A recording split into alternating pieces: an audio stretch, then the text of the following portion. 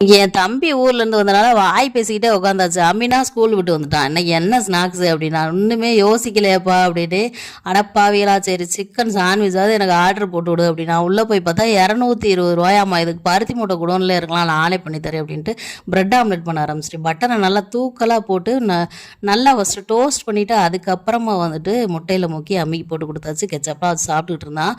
எனக்கு வந்துட்டு bread omelette பிடிக்காது, அதனால் பட்டர் நிறைய போட்டு பிரெட்டை டோஸ்ட் மட்டும் பண்ணி நானும் பாப்பா எடுத்துக்கிட்டோம். ரொம்பவே சூப்பராக இருந்துச்சு.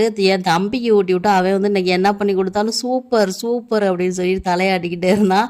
அதுக்கப்புறம் சாயந்தரமாக ஆயிடுச்சு. இந்த காஃபி தூள் வந்து ஸ்டார் பக்ஸ் காஃபி தூள் இல்லாமல் அது ரொம்ப ரொம்ப காஸ்ட்லியாமல் ஒரு காஃபியை 1000 சொல்லுவாங்களாம். எங்கள் வீட்டுக்காரரு ஃபாரின்லேருந்து கொண்டு வந்தாங்க. அதை பிளாக் காஃபியை ஒன்று போட்டு குடிச்சிட்டு நானும் என் தம்பி ஊர்லேருந்து எப்போ வந்தாலும் ஒரு லாங் ட்ரைவ் போயிடுவோம். சரி வா போயிட்டு வருவோம் அப்படின்னு சொல்லிட்டு தூரமாக கொஞ்சம் தூரம் அப்படியே போயிட்டு இந்த காஃபிங்க வேற தலையாட்டிக்கிட்டே இருந்தான். போயிட்டு வீடு வந்து சேர்ந்தாச்சு.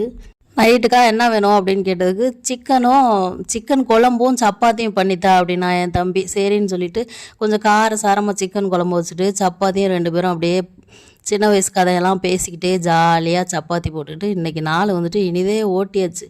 சப்பாத்தி சிக்கன் குழம்பு வந்துட்டு சூப்பராக இருந்துச்சு. தம்பி உடையான் படைக்கு அஞ்சான் அப்படின்னு சொல்லிட்டு இன்றைய நாள் வந்துட்டு கதை பேசியே ஓட்டியாச்சு. மீண்டும் ஒரு வீடியோவில் பார்க்கலாம். டாட்டா.